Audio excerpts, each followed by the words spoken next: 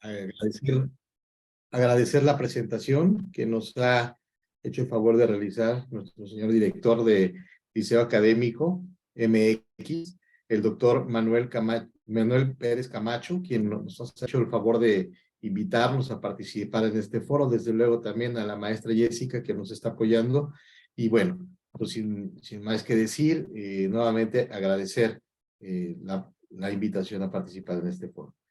Bueno, no habíamos tenido la oportunidad, ¿verdad?, de coincidir en una plática, alguna charla relacionada con temas, creo yo, de gran interés para la comunidad jurídica de nuestro país, sobre todo por la gran trascendencia e impacto que ha tenido el Liceo Académico MX en la formación profesional de los juristas en México. Es por ello que el día de hoy me da, la verdad es que mucho gusto participar y compartir este espacio interactivo con todas y todos ustedes. Me parece de suma importancia el tema que vamos a abordar el día de hoy, no solo en nuestro país, sino también, ¿por qué no decirlo?, para la comunidad internacional en su conjunto. Y me refiero específicamente y de manera muy puntual a la defensa de víctimas de tortura y en esta oportunidad enfocándonos a México, como lo dice nuestro curso, ¿verdad?, nuestra charla. Como ustedes saben, bueno, pues este tema y la información que se puede generar derivada del presente, pues es demasiada. Es prácticamente imposible abordar nuestro tema en tan poco tiempo. Sin embargo, su servidor, bueno, la intención es ser muy puntual, ser muy específico, ¿verdad?, y aprovechar el tiempo sabiamente en mi exposición, en mi intervención. Espero les sea de utilidad. Esto con la finalidad de abordar los puntos específicos que en un primer lugar, en una primera instancia, ¿verdad?, nos pueden servir quizá como un referente claro de cómo se asiste, más bien cómo se asesora y en su caso se defiende a una víctima, a una persona que haya sido víctima del delito de tortura, un sobreviviente de dicho tipo de actos. Y para ello, bueno, pues me gustaría abordar algunos puntos muy específicos. Me gustaría mencionarlos primeramente para comentar qué es lo que vamos a ver a lo largo de este espacio. Número uno, establecer claramente de primera mano un aspecto fundamental en el derecho internacional relacionado con la tortura, que es básicamente el especificar el nivel de prohibición absoluta que tiene la misma con un grado de prohibición de jus cogens. Eso lo estaremos platicando de manera muy concreta, nada más para que sepan de qué es a lo que nos estamos refiriendo.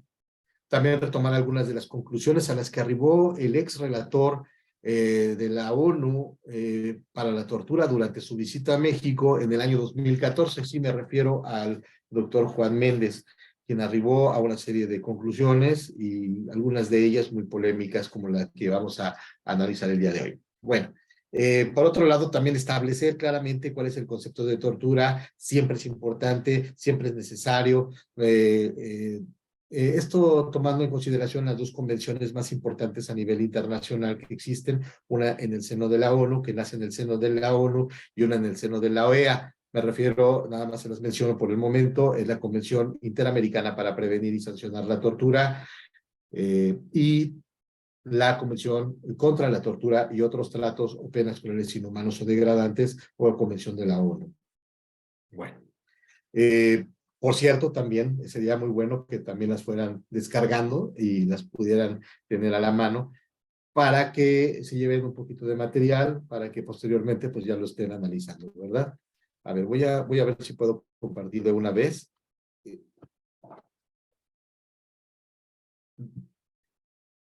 Video, las diapositivas, pero bueno, antes de ello, entonces, bueno, eso sería básicamente lo que pretendo ver el día de hoy con ustedes. Y sobre todo algo muy importante, y el meollo, creo yo, del asunto, es establecer cuál es el marco jurídico nacional e internacional protector de la no tortura y otros tratos o penas crueles, inhumanos o degradantes. En otras cápsulas, bueno, siempre procuro, por la cuestión del tiempo, cuando son charlas de esta naturaleza y por la cantidad de tiempo que tenemos, tratar de ser muy específico en determinado tema relacionado con este tópico. Entonces, bueno, en esta ocasión ya les dije cuáles son los puntos en los cuales voy a tratar de centrar mi intervención. ¿Cuál sería la dinámica que propongo para esta sesión, para esta intervención? Bueno, serían los siguientes. Número uno, el que pudieran, como dijeron anteriormente, nos hizo el favor el doctor Emanuel Pérez Camacho, de procurar tener, para que aprovechen ustedes un poquito más, quizá puedan interactuar, siempre envueltos en la atmósfera de la charla, tener prendido su cámara, ¿verdad? Tienen de material, les hemos sugerido que tener a la mano la Constitución Política de los Estados Unidos Mexicanos, así como también la Ley General para prevenir, investigar y sancionar la tortura y otros tratos o penas crueles, inhumanos o degradantes. ¿Por qué no decirlo? Las dos convenciones serían de manera muy puntual. La Convención Interamericana para prevenir y sancionar la tortura, la pueden bajar ahí de la red. Y por otro lado, la Convención contra la tortura y otros tratos o penas crueles, inhumanos o degradantes. Bueno, básicamente sería eso. Y por otro lado, haremos al final un espacio para preguntas y respuestas, si nos da el tiempo, porque prefiero aprovecharlo con la exposición. Es por ello que les hemos propuesto que tengan el material a la mano. Lo puedan contrastar, lo puedan tener reservado para que en otra oportunidad, si fuera el caso, bueno, pues lo pudieran analizar ya ustedes de manera más exhaustiva. Pero vamos a continuar y sin mayor preámbulo, me gustaría comenzar con una afirmación, compañeras y compañeros.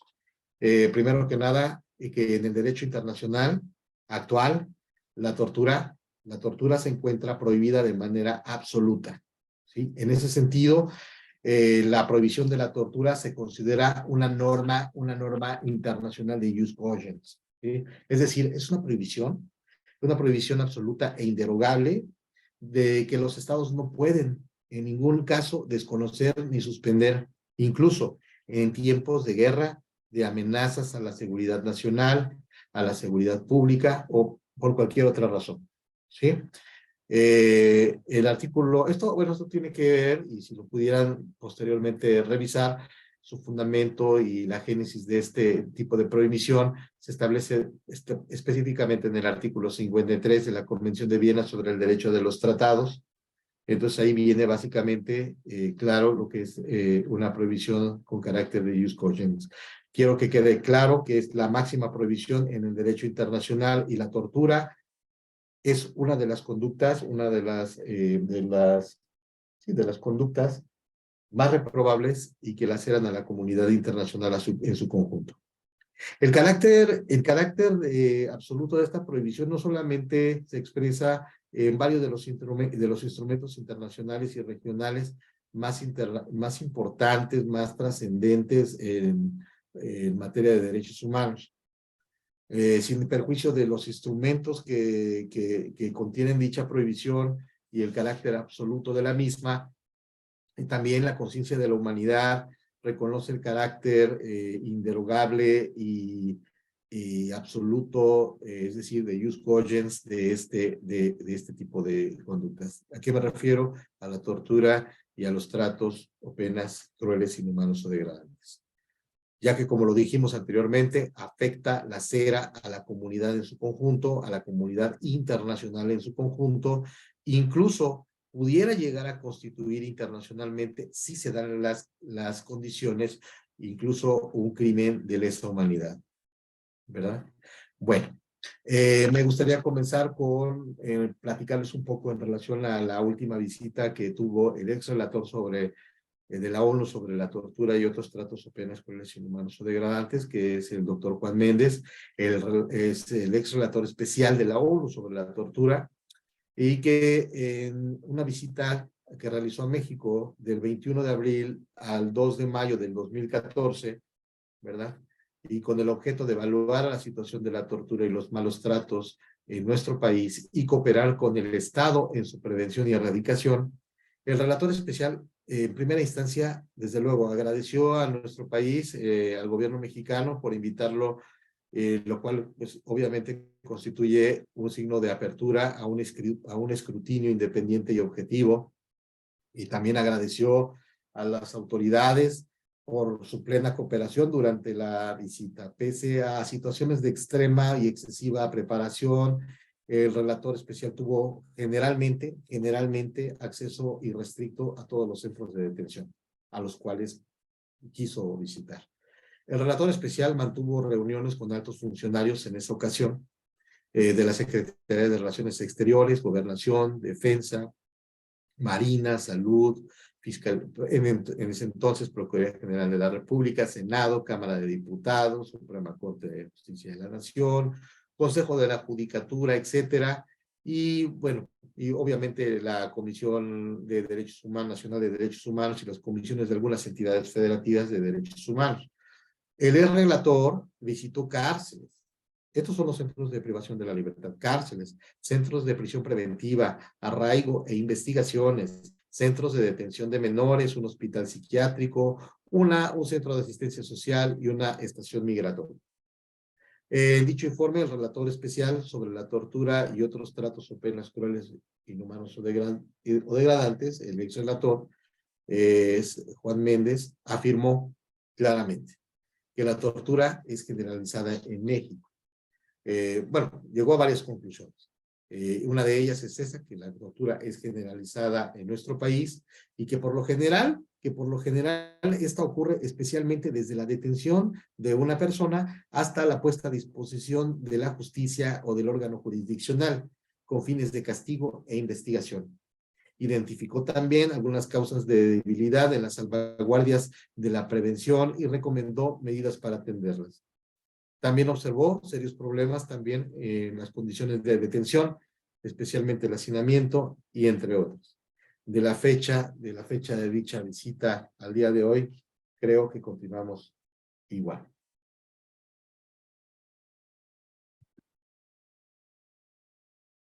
Bien, es por ello que su servidor considera que uno de los puntos más importantes, obviamente, para llegar al fin bueno, que esperamos tener mediante pláticas de esta naturaleza, y bueno, es así que los operadores jurídicos tenemos un rol fundamental por velar que este estándar de prohibición absoluto que he mencionado, así como de prevenir, investigar y en su caso sancionar la tortura y los tratos crueles, inhumanos o degradantes, será de manera muy puntual contribuir a que se erradiquen este tipo de prácticas. ¿Cómo? ¿Cómo lo vamos a hacer? Muy sencillo. Haciendo valer el marco jurídico internacional y nacional protector de la no tortura. Ese es, creo yo, el primer paso, y que si tenemos eso muy claro, en la medida que lo conozcamos, en la medida que lo analicemos, y sobre todo que lo invoquemos y que lo hagamos valer, será la primera instancia, el primer paso para poder erradicar este tipo de conductas, de combatirlas y, ¿por qué no decirlo? Más adelante quizá erradicarlas. Bueno, sin mayor preámbulo, me gustaría comenzar con, voy a compartir pantalla.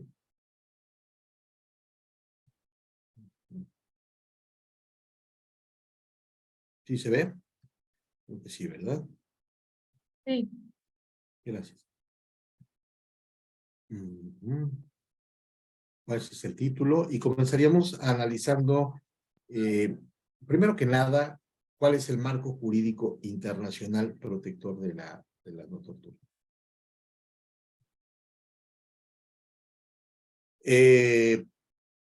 Voy a mencionar, les propongo algo, me voy a mencionar en el orden que creo más importante, el marco jurídico internacional. Me gustaría comenzar diciendo y hablando de la Declaración Universal de los Derechos Humanos. Miren, no es diapositiva, tengo las dos convenciones únicamente, pero quiero comentarles algo, porque iba a entrar con la definición. Pero antes de hablar de la definición, y porque va muy relacionado con los tratados, ya que la definición que actualmente tenemos en la Ley General se consolida, se conforma o acoge los más altos estándares internacionales y se los quiero demostrar. Desde mi muy humilde punto de vista, así lo es. Y así se puede constatar. Número uno, la Declaración Universal de los Derechos Humanos establece en su artículo 5 la primera vez que se escucha la prohibición de la tortura.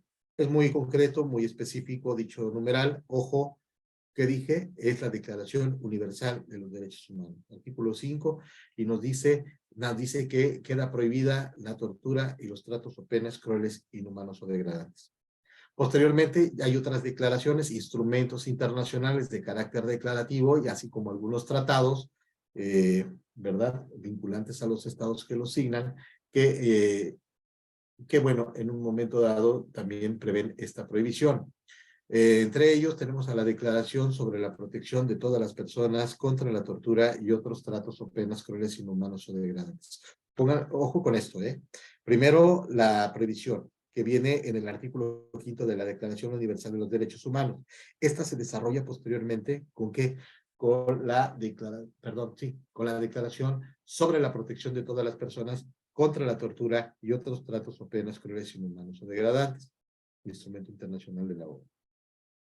Posteriormente tenemos ya la Convención contra la Tortura y otros tratos, el tratado internacional llamado Convención contra la Tortura y otros tratos o penas crueles, inhumanos o degradantes, que nace en el seno de la ONU, considerado por algunos, los especialistas, los conocedores, ¿verdad? Y a nivel internacional como el tratado internacional más importante protector de la no tortura. Incluso la definición que vamos a ver más adelante y que acoge el artículo 1.1 de dicha convención es aquella que acoge hasta la fecha, ya con el renovado y vetusto incluso protocolo de Estambul en su introducción. Esa es la definición que adopta el protocolo de Estambul, incluso nada más por mencionarlo, que no es el tema de hoy, ¿verdad? Pero que es muy vasto. Pero bueno, entonces tenemos primero la Declaración Universal de Derechos Humanos, artículo 5, luego la Declaración sobre la protección de todas las personas contra la tortura y otros tratos o penas crueles, inhumanos o degradantes. 3, tenemos la Convención de la ONU o Convención contra la tortura y otros tratos o penas crueles, inhumanos o degradantes. ¿Por qué no decirlo? Porque también aporta y trae una aportación a la definición el Pacto Internacional de Derechos Civiles y Políticos, artículo 7, que además de la prohibición de la tortura, ¿qué contiene? Bueno, trae una aportación, algo adicional, que lo vamos a ver reflejado incluso hasta nuestra ley nacional, o sea, no se lo inventaron, ¿eh? El artículo 24, nuestra definición actual de tortura en nuestro país, acoge los más altos estándares internacionales, ya que el Pacto Internacional de los Derechos Civiles y Políticos, de Derechos Civiles y Políticos de la ONU, establece en el artículo 7 la prohibición de la tortura y otros tratos o penas crueles, inhumanos o degradantes, pero también dice específicamente que se prohíbe, palabras menos, no lo tengo ahí en la mano, ¿verdad? Pero dice que de manera en particular se prohíbe el realizar o practicar experimentos médicos o científicos sin el consentimiento de una persona. ¿Sí queda claro? Entonces, bueno, más adelante lo van a ver rápidamente, voy más rápido. Posteriormente tenemos también la Convención Interamericana para prevenir y sancionar la tortura, y este sería obviamente el marco jurídico internacional protector de la no tortura. Para no dejarlo escapar, también la convención, el tratado internacional por excelencia que citamos los abogados en nuestro país, que es la Convención Americana sobre Derechos Humanos o Pacto de San José, artículo 5, establece dicha prohibición. Ese es el marco jurídico internacional protector de la no tortura. Son las 7:43 y no sé hasta dónde voy a ir porque es muchísima la información. Pero bueno, ese es lo. Pero bueno, es el marco jurídico internacional protector de la no tortura. Ahora bien, ¿cuál es el marco jurídico nacional? Antes de pasar a ello, me gustaría, y vuelvo a retomarlo, pero primero ver cuál es por qué este marco jurídico internacional contribuye a lo que actualmente hoy tenemos en México y en la comunidad internacional como tortura, o lo entendemos como tortura. ¿Cuál es la definición de tortura? Miren, a ver si ya ahora lo identifican, que ya lo hemos mencionado. Número 1, la Convención contra la Tortura y otros tratos o penas crueles, inhumanos o degradantes, es decir, la Convención de la ONU, establece en el artículo 1.1 lo siguiente: se entenderá por término tortura todo acto por el cual se inflinja intencionadamente a una persona dolores o sufrimientos graves, ya sean físicos o mentales, con el fin de obtener de ella o de un tercero información o una confesión de castigarla por un acto que haya cometido o se sospeche que haya cometido, o de intimidar o coaccionar a esa persona o a otras por cualquier razón basada en discriminación. Lo estoy leyendo a la letra, la tienen en su pantalla. Cuando dichos dolores o sufrimientos sean infligidos por un funcionario público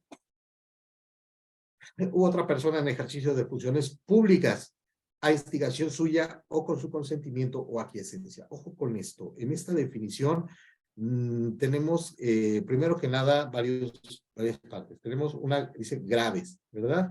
Esos, primero que nada, son todo actos, no son omisiones, son actos intencionales, no son por equivocación, se realizan a una persona, si no puede ser a un animal. Lo cierto es que la definición nos especifica que son una persona. Dolores o sufrimientos, estos pueden ser y tienen que ser graves, dice la Convención de la ONU, y deben de ser físicos o mentales, ¿verdad? Pueden ser físicos o mentales, o psicológicos. Pero bueno, esto es con varios fines. Estos son los fines, los que se establecen aquí, los tienen muy puntuales, cuáles son los fines. Si no se encuentran dentro de estos fines, entonces, de acuerdo a esta definición, no sería tortura. Y por último, básicamente nos habla que estos dolores o sufrimientos sean infligidos, obviamente, por un funcionario público. ¿Sí queda? Ahora, la diferencia con la Convención Interamericana para Prevenir y Sancionar la Tortura, la que nace en el seno de la OEA, es la regional, en la Organización de los Estados Americanos, tiene, a consideración de los expertos, tiene un marco jurídico más protector. Ustedes lo podrán constatar aquí, ya que en su artículo 2, la aportación de la definición de tortura, pensarán que es casi la misma, sin embargo tiene diferencias sustanciales y que es muy importante que las revisen, ¿no? Número 1, que para efectos de la presente convención, dice que se entenderá por tortura todo acto que se haya realizado intencionalmente, otra vez un acto intencional, son 3 elementos importantes, la intención, ¿verdad? Los sufrimientos y la gravedad, pero en este caso, la Convención Interamericana para Prevenir y Sancionar la Tortura no señala, no demanda que las penas o sufrimientos físicos o mentales sean graves. ¿Ya vieron? Quitaron la palabra grave. ¿Qué significa? Que aún que no sean graves, pudiera llegar a constituir un acto de tortura. Por otro lado, los fines, tiene algunos fines que señalan, sin embargo lo deja abierto a una más amplia, a un más amplio espectro. Dice que con cualquier otro fin. O sea, nada más se ciñe, no nada más se ciñe a las finalidades que establece, en su caso, la Convención contra la Tortura, la de la ONU, sino aquí además de señalar algunas de ellas, como la investigación criminal, medio intimidatorio, castigo personal, medida preventiva, como pena o cualquier otro fin. Entonces, quita la palabra gravedad, lo deja cualquier otro fin. Y bueno, por otro lado, nos habla aquí que la aplicación, ahora se entenderá también, hay una aportación especial en este tratado internacional, que es la Convención Interamericana para Prevenir y Sancionar la Tortura, que establece que se entenderá también como tortura la aplicación sobre una persona de métodos tendientes a anular la personalidad de la víctima o disminuir su capacidad física o mental. O sea, es una aportación adicional que nos otorga, que nos aporta la Convención Interamericana para Prevenir y Sancionar la Tortura. Dice, aunque estos no causen dolor físico o angustia psíquica. Bueno, habría que pensar en qué tipo de actos pudieran ser estos. No sé, algunos hablan de la aplicación de algún estupefaciente, de algún medicamento, ¿verdad? Y bueno, no quiero hablar de ello, ahorita no abundar en eso, pero pudiera ser el caso, ¿no? O otros métodos tendientes a anular la personalidad de la víctima o a disminuir su capacidad física o mental, aunque no ya si más adelante tienen alguna duda, me lo hacen saber en el espacio para efecto. Me dice que también son responsables del delito de tortura. Aquí esta convención en su artículo 3. ¿Cuál convención? La convención, la Interamericana para prevenir y sancionar la tortura. Dice que las personas que a instigación de, dice el inciso B, que a instigación de funcionarios públicos, a que se refiere el inciso A, ordenen, instiguen o induzcan a su comisión o lo cometan directamente o sean cómplices. O sea, cualquier persona, también un civil, lo puede cometer siempre y cuando sean con la aquiescencia o con la autorización de empleados públicos, ¿sí? Entonces, ese es el marco jurídico internacional. Repito nuevamente, si pudiéramos hacerlo en un orden. Quiero primero decirles que las dos convenciones más importantes en cuanto a ello, a la prohibición de la tortura, es la Convención contra la Tortura y otros tratos o penas crueles, inhumanos o degradantes, y la Convención Interamericana para prevenir y sancionar la tortura. Pero también es referir los demás, referir desde la Convención, desde la Declaración Universal de los Derechos Humanos, artículo 5, Pacto Internacional de los Derechos Civiles y Políticos, artículo 7, Convención Americana sobre Derechos Humanos, o Pacto de San José, artículo 5, y bueno, obviamente las dos convenciones que les he mencionado, y las repito por última vez. La Convención Interamericana para prevenir y sancionar la tortura, así la Convención contra la tortura y otros tratos o penas crueles, inhumanos o degradantes de la ONU. Bueno, ahora bien, ¿por qué esto es muy importante? Porque miren, ahora tenemos una definición de tortura en México. La tenemos específicamente en una ley de la que me voy a referir ahorita que entremos al marco jurídico nacional, que es la Ley General para prevenir, investigar y sancionar la tortura y otros tratos o penas crueles, inhumanos o degradantes. Y cuando ustedes contrasten lo que hemos estado viendo o más o menos analizando en este momento de ambas convenciones y de los tratados, por ejemplo, el artículo 7 del Pacto Internacional de Derechos Civiles y Políticos, aquellos métodos tendientes a anular la personalidad, aquello en particular, cuando una persona es sometida a experimentos médicos o científicos sin su libre consentimiento, lo vamos a ver reflejado en el artículo 24 de la ley, y ahí es donde trae la definición de tortura, el tipo penal. Entonces, ya ustedes van a ver, mira, ¿esto de dónde viene? Esto viene de la Convención Interamericana para prevenir y sancionar la tortura. Esta aportación también es aquí ya quitan la palabra graves, lo dejan también en cualquier otro fin, dejan los métodos tendientes, anular la personalidad física de una persona, aunque no se le cause el dolor físico, angustia psíquica. Pero bueno, entonces, espero que lo vayamos viendo. Bueno, ¿cuál es el marco jurídico nacional protector de la no tortura?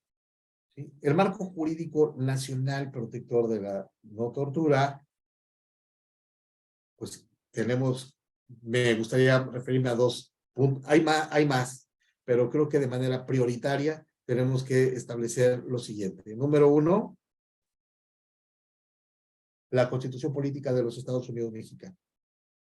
Y número dos, la Ley General para prevenir, investigar y sancionar la tortura y otros tratos o penas crueles, inhumanos o degradantes.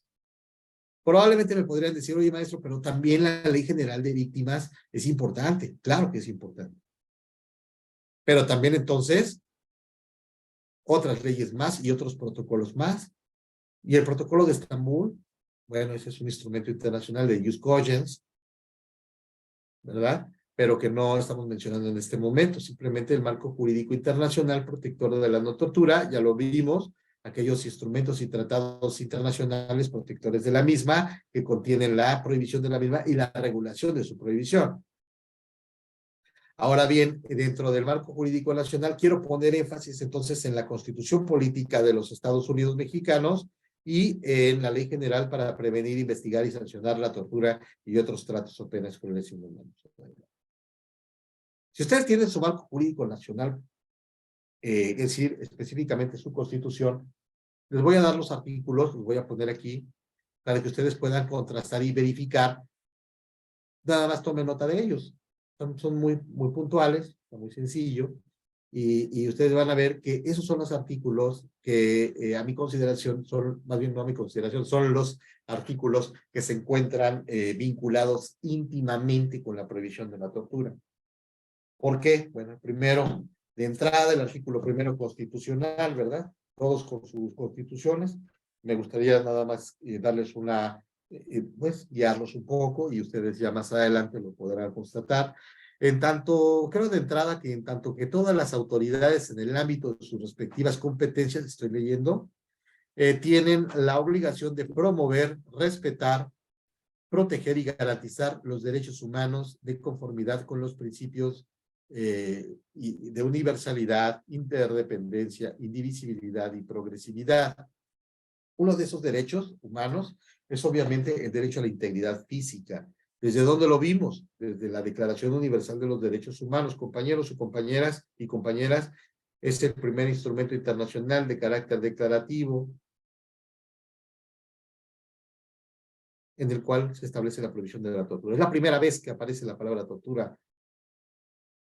Declaración Universal de los Derechos Humanos, compañeros, compañeras, si lo pueden checar, artículo 5. Viene muy genérica, pero ya luego, como les dije, lo vienen a desarrollar otros tratados e instrumentos internacionales. Entonces, bueno, el derecho a la integridad física lo tienen que respetar, proteger, garantizar y promover todas las autoridades de nuestro país, ¿verdad?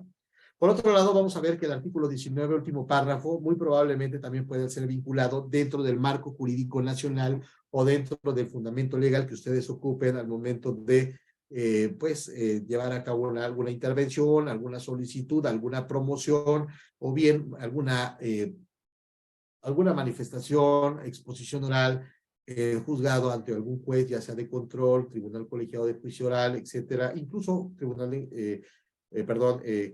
juzgado o juez de ejecución de sanciones. ¿Por qué? Porque el artículo 19 establece lo siguiente. Un segundo.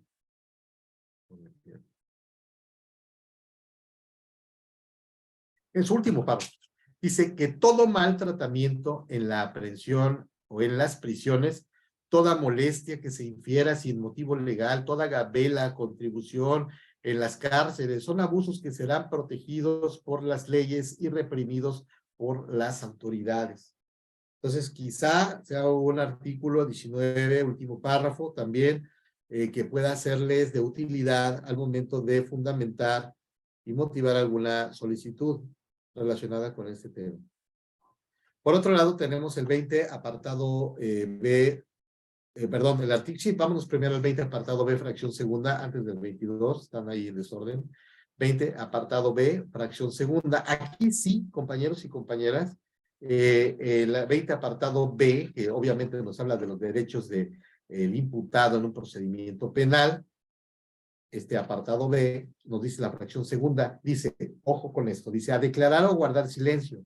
Desde el momento de su detención, se le harán saber los motivos de la misma y el derecho a guardar silencio, o su derecho a guardar silencio, el cual no podrá ser utilizado en su perjuicio. Ojo con esto. Dice, queda prohibida. Queda prohibida. Y será sancionada por la ley penal toda incomunicación, intimidación o tortura.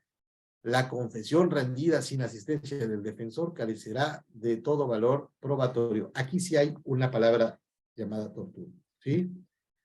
Y bueno, ahí está. Por otro lado, tenemos dentro del marco jurídico nacional protector de la no tortura, tenemos el artículo 22, que de manera estelar, ustedes conocen, ¿verdad? Ya que aunque no señala expresamente la palabra tortura, nos dice su primer párrafo, ¿verdad? Que quedan prohibidas todas las penas de muerte, de mutilación, de infamia, la marca, azotes, palos, el tormento de cualquier especie, la multa excesiva, la confiscación de bienes y cualquiera de las penas inusitadas y trascendentales, de otras penas inusitadas y trascendentales. Toda pena deberá ser proporcional al delito que se sancione y al bien jurídico afectado. Entonces, fíjense nada más. Aquí viene otro artículo relacionado íntimamente con la protección a la no tortura. ¿Por qué el artículo 29, que es el que vamos a ver a continuación, compañeros y compañeras? Simple y sencillamente por ello, colegas. El número 1, el artículo 29, pues nos habla obviamente de supuestos e hipótesis en las cuales se pueden suspender las garantías. En los casos de invasión, dice, de perturbación grave a la paz pública o de cualquier otro que ponga a la sociedad en grave peligro o conflicto, solamente el presidente de los Estados Unidos mexicanos, con la aprobación del Congreso de la Unión o de la Comisión Permanente, cuando aquel no estuviera reunido, podrá restringir o suspender en todo el país o en lugar determinado el ejercicio de los derechos y las garantías que fueron un obstáculo para hacer frente rápida y eficazmente, y fácilmente a la situación. Pero deberá hacerlo por un tiempo limitado por medio de prevenciones generales y sin que la restricción o suspensión se contraiga a determinada persona. Bueno, entonces aquí, ¿qué pasa? Número 1, y nos habla que los decretos que se expidan no podrán restringirse, dice este otro párrafo, ni suspenderse, el segundo párrafo, de el ejercicio de los derechos a la no, fíjense, en los decretos que se expidan con este motivo, no se podrán restringir ni suspender el ejercicio de los derechos a la no discriminación, al reconocimiento de la personalidad jurídica, a la vida, a la integridad personal, a la protección a la familia, al nombre, a la nacionalidad, a los derechos de la niñez, a los derechos políticos, a las libertades de pensamiento, conciencia y de profesión o de profesar creencia religiosa alguna. El principio de legalidad y retroactividad.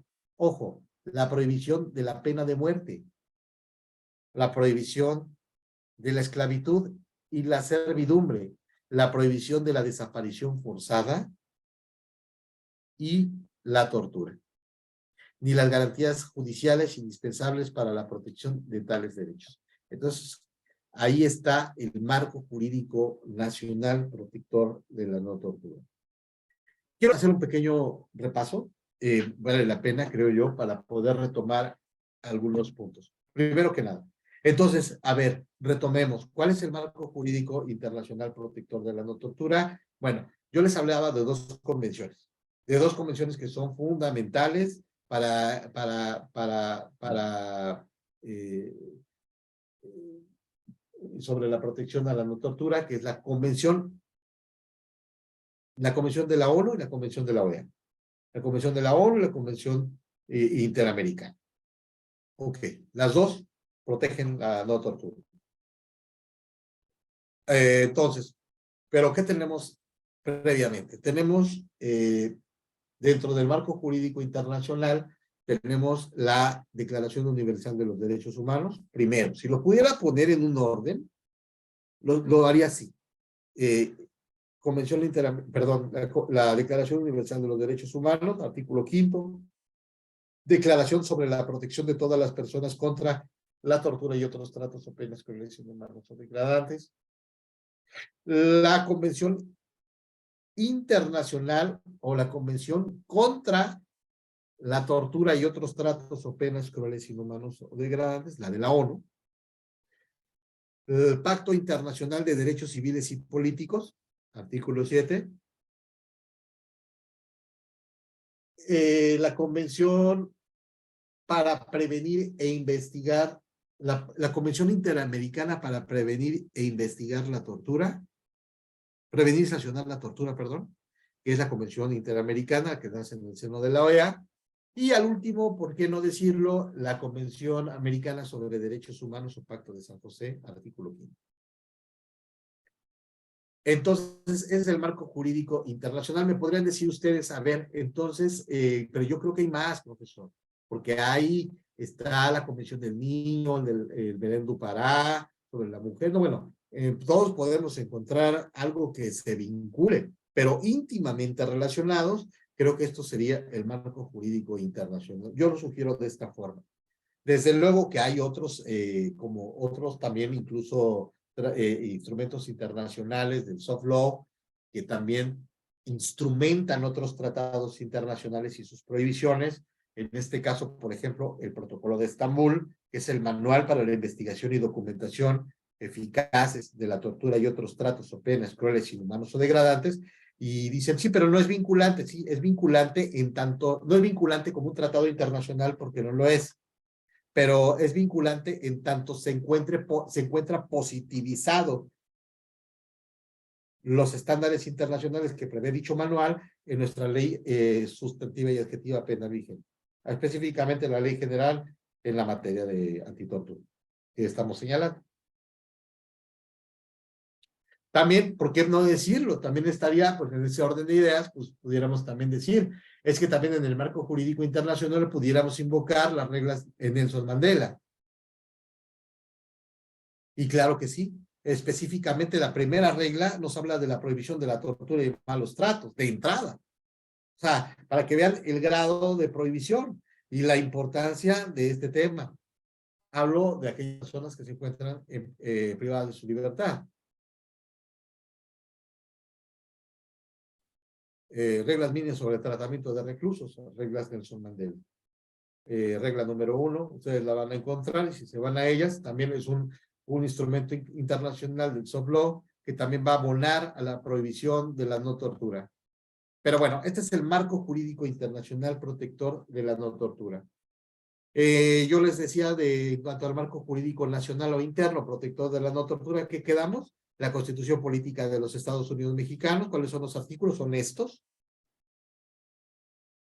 He hecho una revisión minuciosa de dicha Constitución y así lo han hecho otros ponentes, otros autores que ya previamente a que lo haya revisado su servidor, ya lo habían hecho, desde luego esto no es nuevo, y que ya habían identificado claramente cuáles son estos alcances de la Constitución en cuanto a dicha prohibición.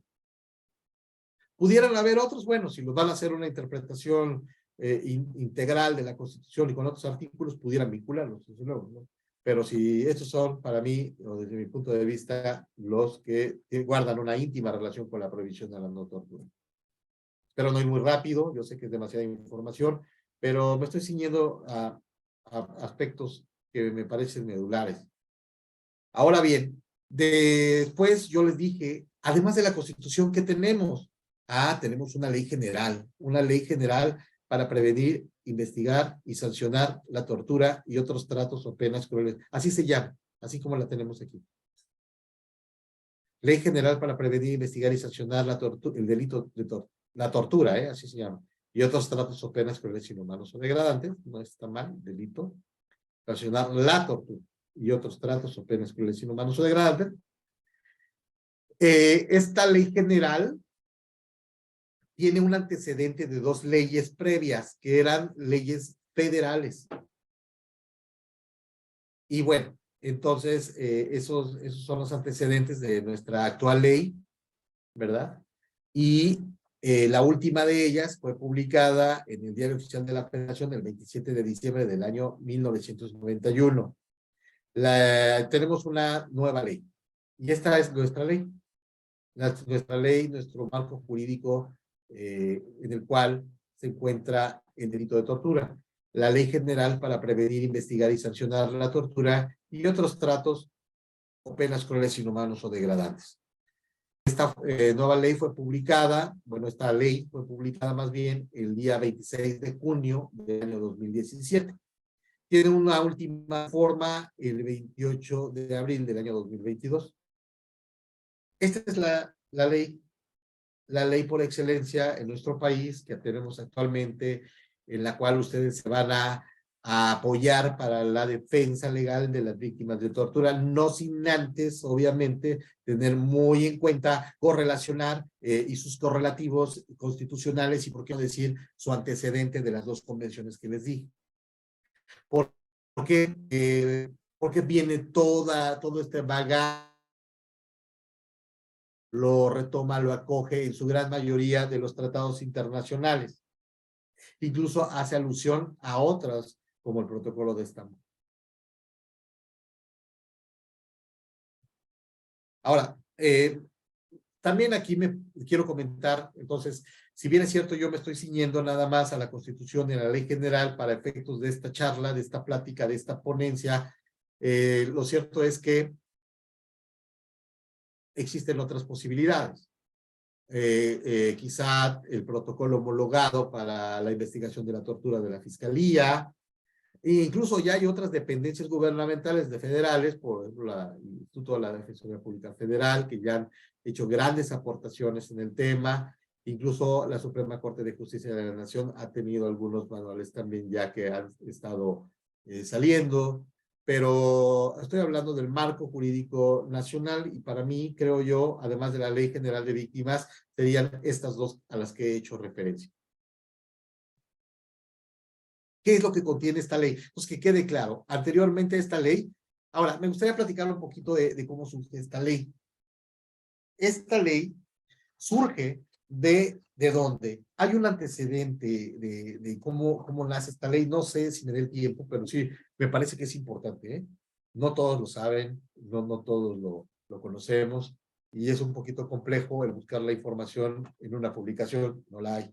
Entonces tenemos que andar como escarbando un poquito para poder encontrar dicha información. Entonces, número uno, ¿de dónde nace la Ley General para prevenir, investigar y sancionar la tortura y otros tratos o penas crueles, inhumanos o degradantes? Bueno, ya les dije que anteriormente a ella había dos leyes que ya se habían publicado para cumplir con las obligaciones del Estado mexicano al momento de haber signado tanto la Convención internacional o Convención contra la Tortura y otros tratos o penas crueles, inhumanos o degradantes, y la Convención Interamericana para prevenir y sancionar la tortura.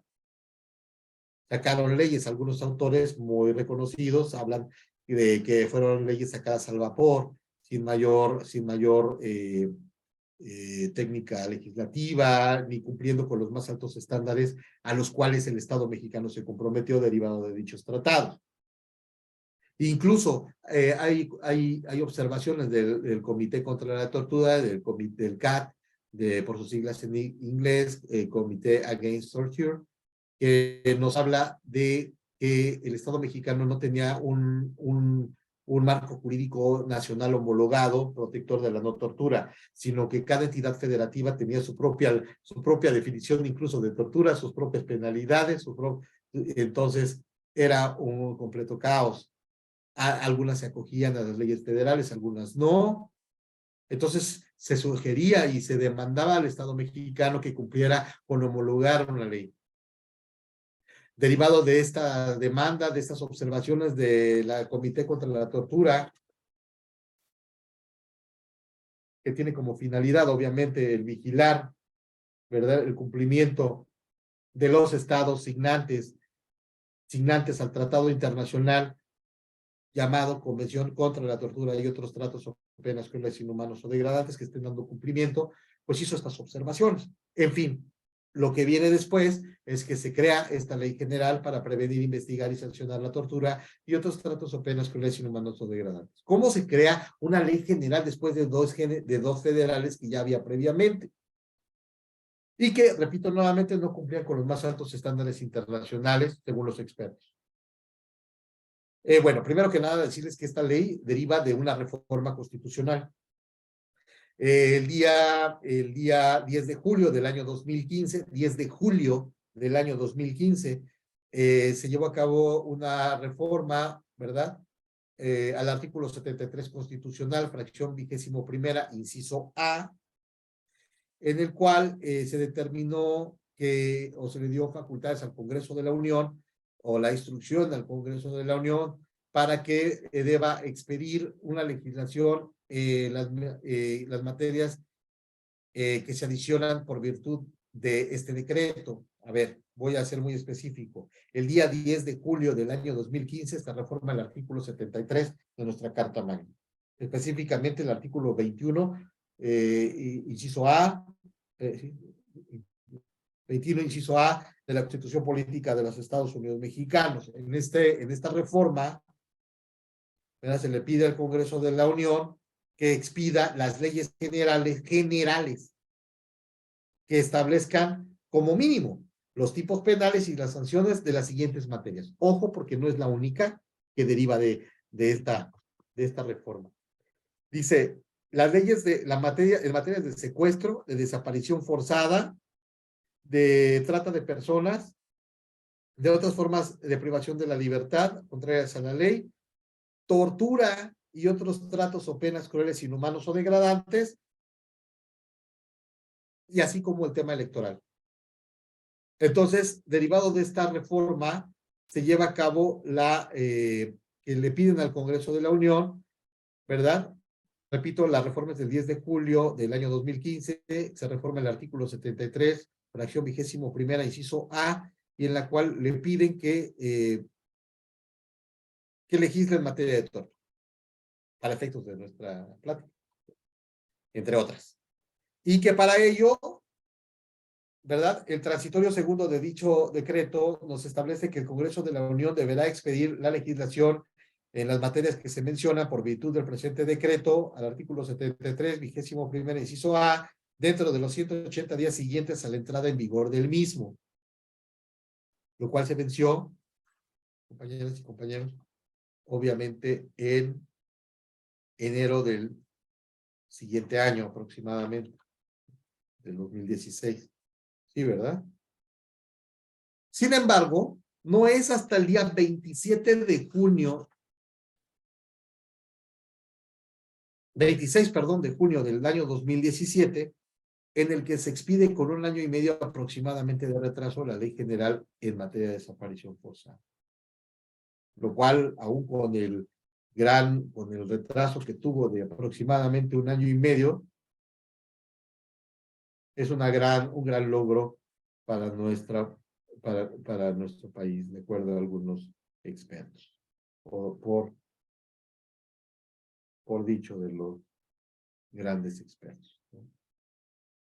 Ya que esta ley general, ahora sí, a consideración de las autoridades, cumple con los más altos estándares internacionales que ya hemos... ¿Cuáles más altos estándares? Pues lo que dice la Convención Interamericana para Prevenir y Sancionar la Tortura, el Pacto Internacional de Derechos Civiles y Políticos y la Convención contra la Tortura y otros tratos o penas crueles, inhumanos o degradantes, o Convención de la ONU.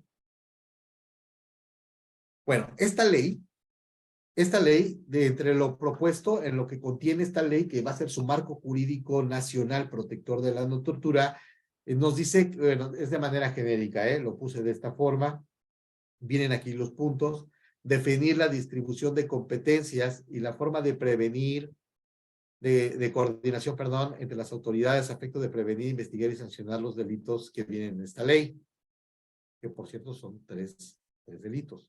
De una vez se los voy diciendo. Bueno, determinar los tipos penales en la materia, así como sus sanciones. ¿Cuáles son los tipos penales? Tortura, tratos o penas crueles, inhumanos o degradantes, y 2 hipótesis de delitos vinculados. ¿Sí queda claro? Bueno. Delinear los mecanismos de prevención de los mismos. También esto nos dice la ley, o contiene dicha ley. Garantizar el derecho a las personas a que se respete su integridad física, psicológica y moral. Abrogar, desde luego, la ley federal que mencionaba anteriormente, para prevenir y sancionar la tortura, así se llamaba. Indicar cuáles son los delitos que se investigarán y se perseguirán de oficio, por denuncia, vista de autoridad judicial, y que serán imprescriptibles. Pues estamos hablando de la tortura. Esas son las características. Ya voy a abundar un poquito más sobre ello, un poquito de manera más puntual, pero esas son de manera genérica lo que contiene esta ley. También define los delitos de tortura y de los tratos o penas crueles, inhumanos o degradantes, sus sanciones, responsabilidades administrativas, en caso de ser cometidos por un servidor público. ¿Por qué no decirlo, que no lo dice en la diapositiva, sus agravantes, incluso algún atenuante que hay por allí? Estipular el procedimiento para su investigación y procesamiento me parece que es medular. Ya en otra cápsula previa, en otro instituto diverso, había platicado acerca de esto, pero aunque ya de manera muy particular, no hablé de todo lo que hemos platicado hoy. Sé que es mucha información, pero muy probablemente más adelante haya oportunidad en otros escenarios de poder abundar más al respecto, porque esto se maneja de cosa por cosa, es decir, concepto por concepto.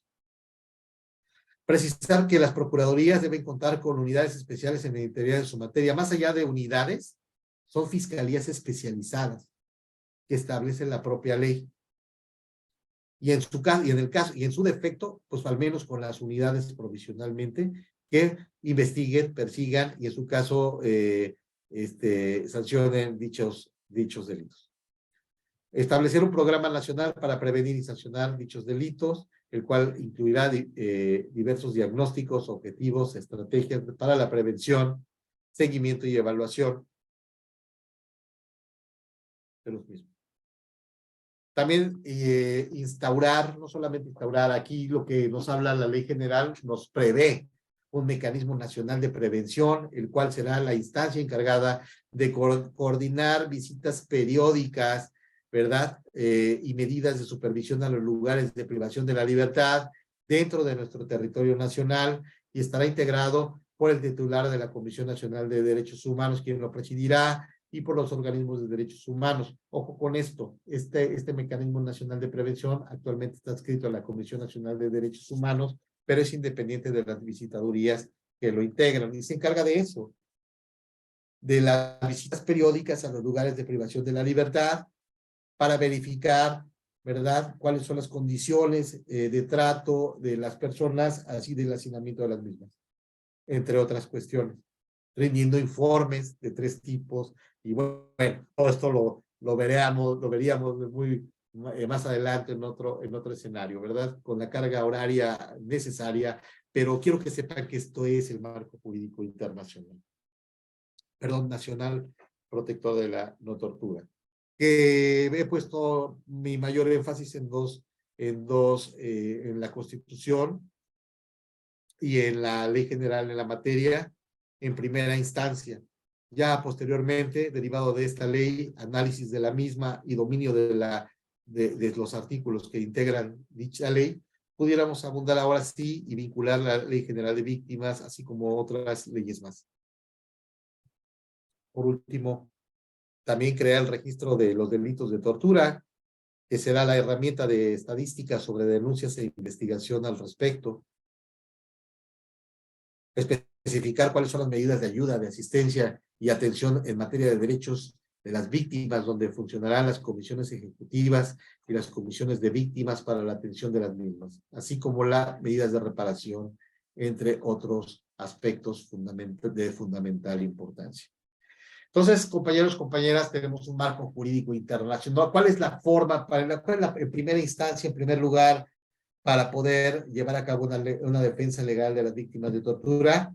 Bueno, pues conocer cuál es el marco jurídico internacional y nacional protector de la misma, para que una vez que lo conozcan, que se familiaricen con él, que lo analicen y lo puedan correlacionar, puedan en un momento dado llevar a cabo sus exposiciones ante el órgano jurisdiccional o interponer los recursos que en derecho procedan. Entonces, he hablado de de este marco jurídico nacional e internacional. Antes de despedirme, porque sería como decirles, lo dejo aquí para que ya después lo veamos, pero ¿por qué no decirlo? Vamos a hablar un poquito de la investigación, ¿qué les parece? De la investigación del delito propiamente dicho. Ajá, ya nos dejó claro pues, cuál es la definición de tortura, cuáles son los tratados internacionales y los instrumentos internacionales protectores de la misma, el marco jurídico interno, puso énfasis en 2 puntos prácticamente, en la Constitución y en la Ley General. Pues ya que hablé de la Ley General, me gustaría hablarles de la misma un poquito. Miren, rápidamente, esta Ley General nos establece el artículo 4, que en todo lo no previsto en la misma, ya muy concreto, muy puntual, que todos los no serán aplicables de manera supletoria que el Código Nacional de Procedimientos Penales y el Código Penal Federal, así como la Ley General de Víctimas, por eso se los decía, y los tratados internacionales de los que el Estado mexicano sea parte.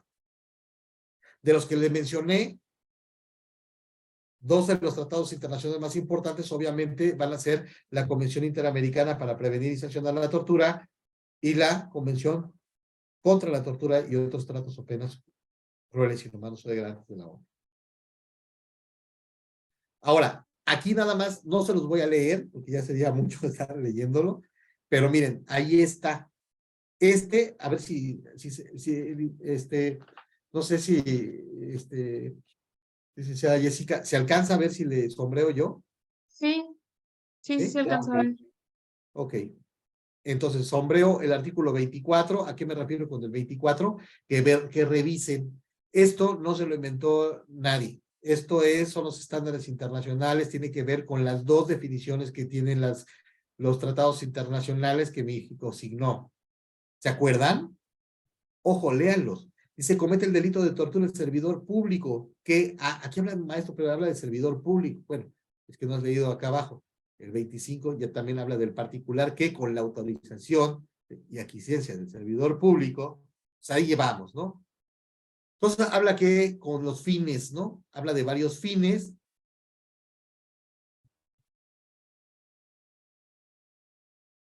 Habla de cualquier otro fin. ¿Ya sabes de dónde viene esto? De la Convención Interamericana para Prevenir y Sancionar la Tortura. ¿Recuerdan? Marco jurídico más protector. Cause dolor o sufrimiento físico o psíquico a una persona, quita la palabra graves. Ojo, comete una conducta tendiente o capaz de disminuir o anular la personalidad de la víctima. ¿De dónde viene eso? De la Convención Interamericana. Y esto realice procedimientos médicos o científicos en una persona sin su consentimiento o sin consentimiento de quien legalmente pudiera otorgarlo.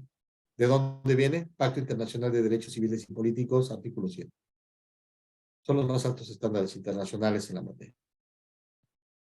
Ay, se me fue. Aquí. Y bueno, después viene el artículo 25, ya lo revisará, por eso les pedí que tuvieran a la mano su ley, que también tiene la posibilidad y señala cuándo un particular puede cometer este tipo de delitos también y cuáles son las penalidades, ¿no? Nada más quisiera mencionarlas porque sí me parece interesante que sepan que las penalidades no son cualquier cosa, ¿no? Son excesivas y son acorde a este tipo de actos. Se impondrá la pena de 10 a 20 años de prisión y de 500 a 1000 días multa al servidor público, de 10 a 20 años de prisión que cometa tortura. Y si es particular, con aquiescencia, apoyo o autorización del servidor público, el que lo cometa, se le va a imponer una pena de 6 a 12 años de prisión. Bueno, quiero comentarles algo. Además de eso, se incrementan hasta en una mitad en determinados puntos. Voy a señalar unos que recuerde, cuando es un menor de edad, cuando es una persona con discapacidad, la que es torturada, cuando es un adulto mayor, una persona embarazada, una mujer, etcétera. Un afrodescendiente, un periodista. Ahí viene la ley. Creo que es el artículo 27. Bueno, después tenemos el delito de tratos o penas crueles, inhumanos o degradantes. Es un gran tema. Cuando deja de ser tortura, dejan de ser tratos o penas crueles, inhumanos o degradantes y se transforma en tortura. La tesis más empleada, incluso por la Corte Interamericana de Derechos Humanos, en varias de sus sentencias, nos sigue hablando de la intensidad, es decir, de la gravedad, ¿no? Retomando aquello que establece, como lo vimos inicialmente, la Convención contra la Tortura y otros tratos o penas crueles, inhumanos o degradantes, la Convención de la ONU, en su artículo 1.1, pero sigue esta tendencia de considerar la diferencia entre uno y otro, la intensidad de dichos dolores y sufrimientos. Hay otras que nos hablan de los factores endógenos, exógenos, del contexto de los hechos. Pero bueno, la tesis más empleada es esta, ¿no? La de la intensidad de dichos dolores y sufrimientos. Pero bueno, aquí viene qué es para nuestra ley en México un trato inhumano degradante. Dicen muchos, nos quedamos en las mismas, ¿no? Porque dice que primero que nada, nada más lo puede cometer un servidor público. ¿Sí? Esto es importante. Y que como medio intimidatorio, por motivos basados en discriminación, veje, maltrate, degrade, insulte, humille a una persona. Se le aplicará una sanción de 3 meses a 3 años. Ese es el otro. Y los vinculados, que nos habla de aquel servidor público que sin tener la calidad de garante y teniendo conocimiento de la comisión de una conducta de esta naturaleza, se abstenga de denunciarla, ya que cualquier servidor público tenemos la obligación de hacerlo, de lo contrario estamos incurriendo en el delito de, uno de los delitos vinculados previstos en esta ley. Y ahí están las sanciones. También a quien injustificadamente impida el acceso inmediato a los lugares de privación de la libertad para que se realicen las acciones de inspección señaladas en esta ley, se impondrá de 3 a 6 años de prisión. Bueno, ¿cuáles son ellos? El personal del Mecanismo Nacional de Prevención, se lo digo de una vez, y el personal de las fiscalías especializadas para prevenir, investigar y sancionar la tortura. Podría estar cometiendo un delito vinculado de los que se... Ahora, ¿quién persigue el delito de tortura? ¿Quién? Ya vimos cuál es el marco jurídico internacional, cuál es el marco jurídico nacional, pero ¿yo qué hago? Número uno, ¿cómo se investiga y quién lo investiga? Bueno, pues primero que nada hay que establecer claramente que el artículo 7 de la Ley General, que ya saben cuál es, para prevenir, investigar y sancionar la tortura, está muy largo el nombre, ¿no? Dice que el delito de tortura se investigará y perseguirá de oficio. Ojo, por denuncia o bien por vista de autoridad judicial. Cualquier juez, dice la propia ley, hay varios artículos que lo señalan, un par de ellos muy específicamente, que tenga conocimiento de un tipo de actos de esta naturaleza, de inmediato tendrá que dar vista a quién, a la autoridad competente. Pero ¿quién es la autoridad competente? Bueno, esto de cómo se investiga, viene en el artículo 7 de la Ley General, en el artículo 33, nos ratifica dicha información. Dice que el delito de tortura se investigará y perseguirá de oficio, por denuncia, noticia o vista de autoridad judicial. Dice que la vista de autoridad judicial tendrá por efecto que la autoridad competente, por eso lo subrayé, para que ustedes sepan que hay no es cualquier autoridad, ni cualquier fiscalía. Inicia la investigación del delito de tortura en términos de lo dispuesto en la presente ley, la Ley General, en materia de tortura, y en el Código Nacional de Procedimientos Penales, ya que saben que se aplica de manera supletoria. En el caso que la autoridad que tenga conocimiento de los hechos constitutivos del delito de tortura no tenga competencia para iniciar la investigación, esta deberá remitir el asunto ¿a dónde? A la fiscalía especializada competente. Además, cabe mencionar y reiterar que todo servidor público, y esto tiene que ver con el artículo 1 también de la Constitución y otros numerales de la Ley General, estamos en la obligación, que tenga conocimiento de la comisión del delito, tiene la obligación de denunciarlo de manera inmediata ante las autoridades competentes. Si no, vas por el vinculado. Oye, yo no soy, aunque no tenga la calidad de garante. Ahora, fiscalías especializadas. ¿Cuál es esta autoridad competente? Bueno, la Ley General nos habla de fiscalías especializadas. ¿Especializadas en qué? Pues en la persecución e investigación de este tipo de conductas, de los 3 delitos que prevé la ley. Tortura, tratos o penas con lesión humanos o degradantes y los vinculados.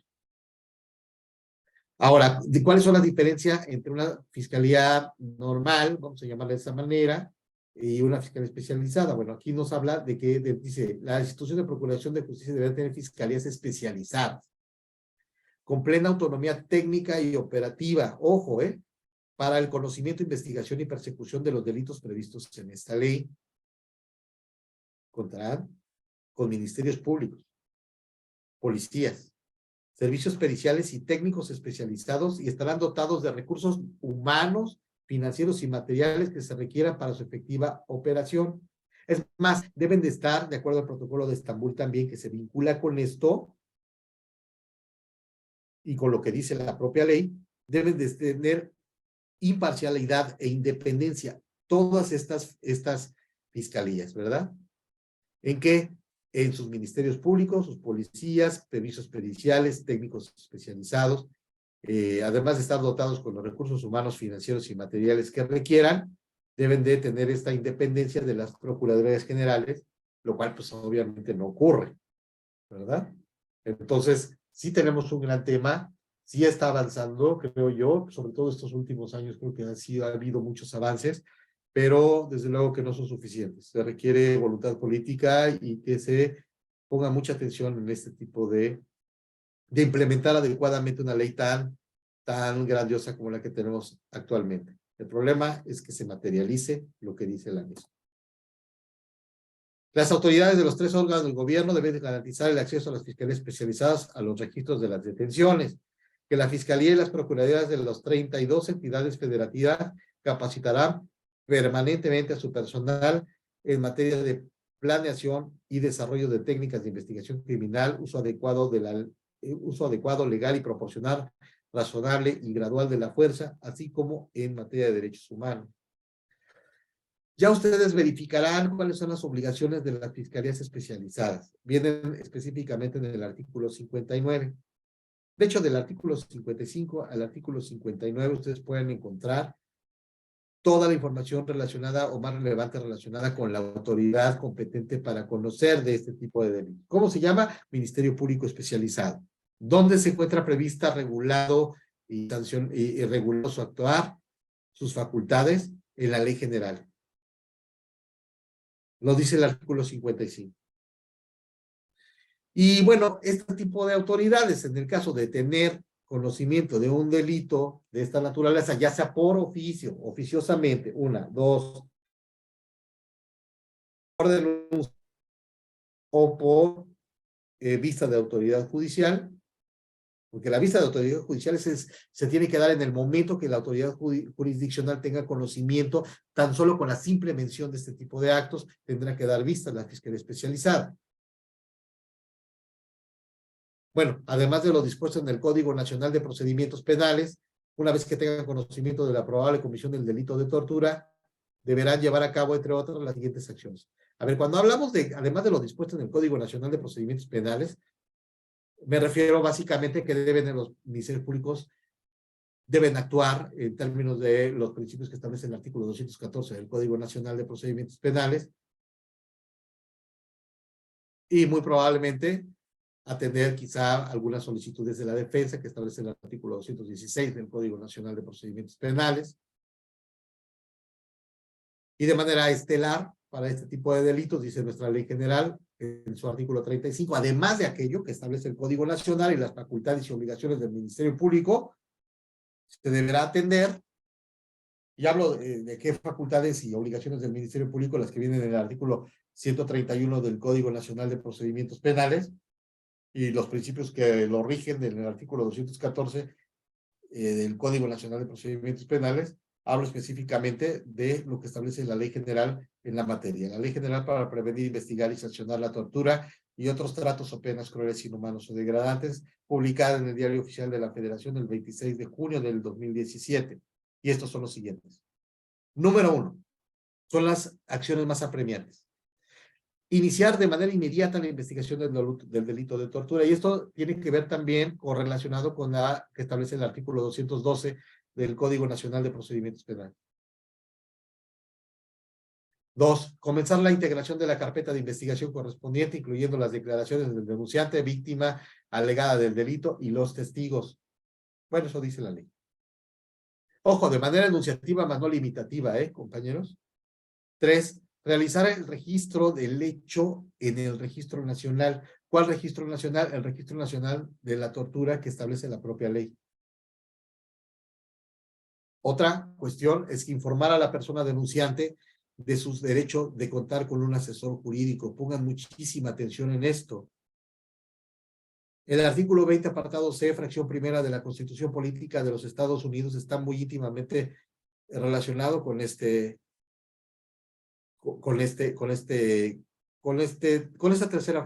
cuarta fracción, perdón, que establece la numeral 35. El que sigue. Solicitar a las autoridades competentes el resguardo del probable lugar de los hechos y solicitarán a los peritos su intervención para el procesamiento del mismo. 6. Solicitar la intervención de peritos para que realicen el dictamen médico-psicológico correspondiente y los demás que requieran. Ojo, puse en negritas lo del dictamen médico-psicológico, compañeros y compañeras, por aquello de que este dictamen médico-psicológico, nada más se los voy adelantando, tiene que ir acorde con los estándares internacionales, con las directrices internacionales que establece el Manual para la Investigación y Documentación Eficaces de la Tortura y otros tratos o penas crueles, inhumanos o degradantes. ¿Cómo se llama? Protocolo de Estambul. Informar a la víctima, dice la séptima, de su derecho a ofrecer un dictamen médico psicológico elaborado por peritos independientes o en su caso por organismos públicos de protección de derechos humanos cuando se emitan con motivo de quejas interpuestas ante los mismos. Es decir, no necesariamente este dictamen médico psicológico lo puede hacer o lo tiene que hacer necesariamente para tener valor jurídico un perito oficial, sino tienen el derecho de ofrecer, y esto lo dice también el protocolo de Estambul. Estamos a unos pocos minutos de concluir. Emitir las medidas de protección necesarias para resguardar la integridad de las víctimas y testigos desde el momento de en sede ministerial al tener conocimiento de un hecho que la ley señala como delito, sobre todo lo establece esta ley general en su artículo 24, el Ministerio Público tendría pues en su caso de ser necesario, emitir las medidas de protección correspondientes. Notificar en el caso de la víctima, sea una persona extranjera, la autoridad competente del Estado del cual sea nacional, y coadyuvar para garantizar el derecho a la asistencia consular. 10. Solicitar al juez la realización de la audiencia inicial. Con la audiencia inicial, de acuerdo a lo que establece el artículo 307 del Código Nacional de Procedimientos Penales y lo que establece el artículo 211 del mismo ordenamiento, último párrafo, comienza el proceso penal. Es muy probable que no haya, compañeros y compañeras, que no haya un detenido en flagrancia en este tipo de delitos. Es muy probable, por la propia y especial naturaleza de estos actos. Quizás sea una formulación de imputación por cumplimiento de orden de aprehensión. En fin, estas son las obligaciones del Ministerio Público tras conocer un hecho que la ley señala como delito de tortura previsto en la ley general que comentamos. Y por último, lo que les decía, que en la realización de cualquier dictamen médico-psicológico se observarán las directrices señaladas en la ley y en el protocolo de Estambul, así como en el cumplimiento de los más altos estándares internacionales en la materia, aquellos que ya conocen. Que conocen los nombres, pues, ¿no? Pero que van a analizar y que en su caso van a poder aplicar en su ámbito profesional. Compañeras y compañeros, este es el marco jurídico internacional y nacional protector de la no tortura. Este es el primer paso que tenemos que tener para poder llevar a cabo la defensa legal de víctimas de tortura. Recuerden, la tortura no solamente es un delito que lacera a las personas víctimas en nuestro país, sino a la comunidad internacional en su conjunto. Espero que les haya sido de utilidad. Hay mucho que ver, hay mucho que aprender. Espero tener la oportunidad más adelante de en otro escenario, en otra oportunidad, abundar más. Esto requiere estudio, interactuar con ustedes, preguntas, respuestas, análisis de artículos, etcétera.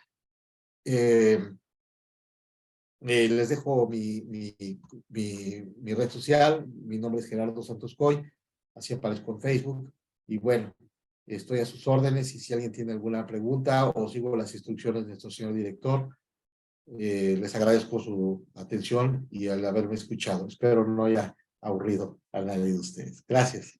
Muchas gracias, maestro. Miren, en este momento estamos corriendo una encuesta que es importante para nosotros.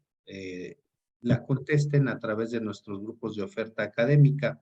Por otro lado, les hago saber que pueden obtener su constancia de participación mandando un mensaje, y aquí lo voy a escribir, al 22 21 14 25 79 respecto a esta ponencia, ¿sí? Quiero comentarles que hay compañeros que están felicitando, hay gente que está desde Guayaquil, me están diciendo que están ahorita dentro de dentro de la conferencia. Y bueno, pues vamos a ver, la dinámica será esa: levantar la mano virtual, encender su cámara para poderles dar el uso de la voz para dirigirse con el maestro Santos Coy. Patricia tiene que encender su cámara y la persona que está como usuario de Zoom, y a la vez también iremos pasando las preguntas, maestro, porque hay felicitaciones en el Facebook Live. Iremos pasando, la abogada Márquez le irá pasando también comentándole las preguntas que hay por Facebook Live. A ver, ahí está Juan Jardón. A ver, adelante, Juan Jardón. Puedes habilitar tu micrófono, Juan Jardón. Si eres Juan Jardón, ¿verdad? Sí, sí, gracias. Buenas noches a todos. Muchas felicidades, señor expositor Santos Coy. De verdad, muy interesante el tema. Yo quiero preguntarle, francamente es que me generó mucha confusión el momento que usted toca el tema particular del protocolo de Estambul. ¿A qué se refiere cuando manifiesta que no es vinculante esta figura? ¿A qué se refiere, maestro?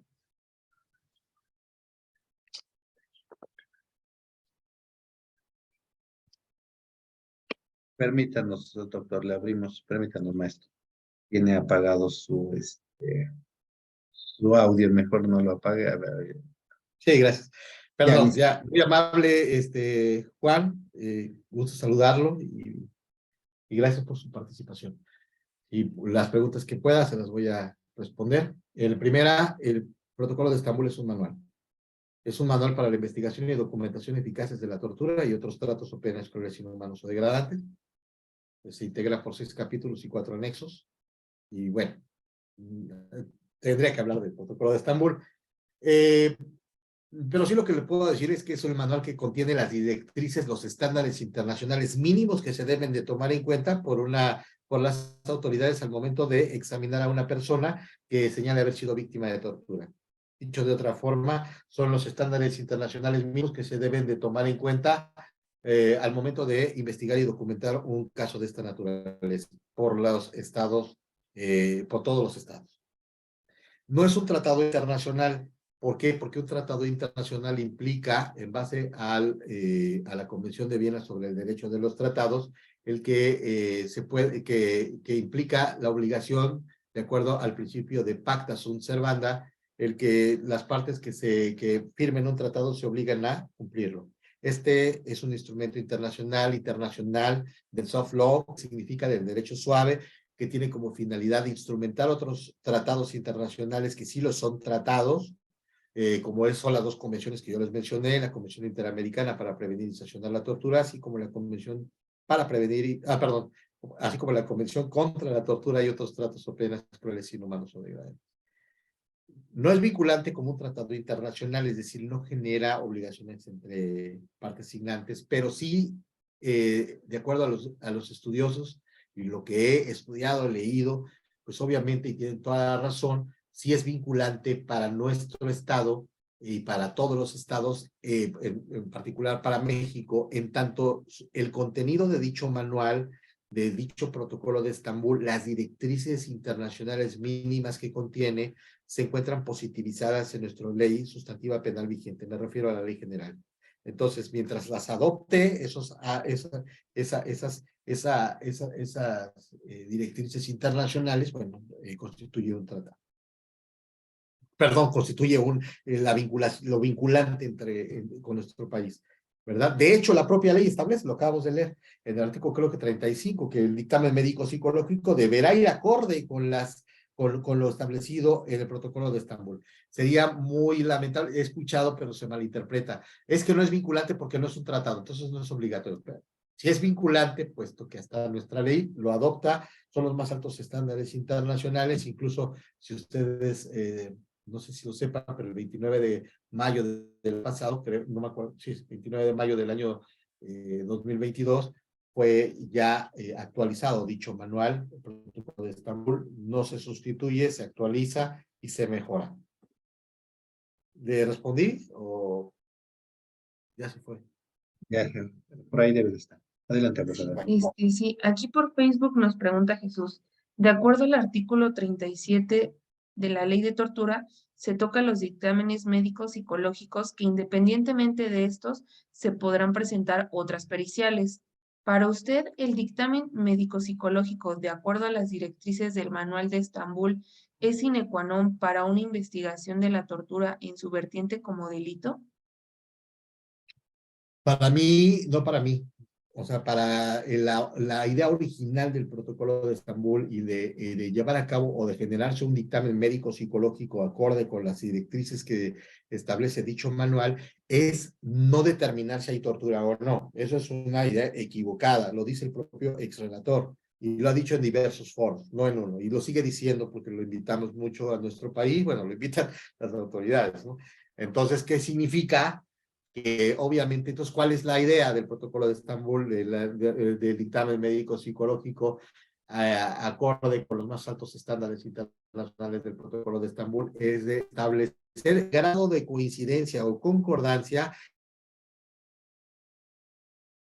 de tortura, ¿verdad?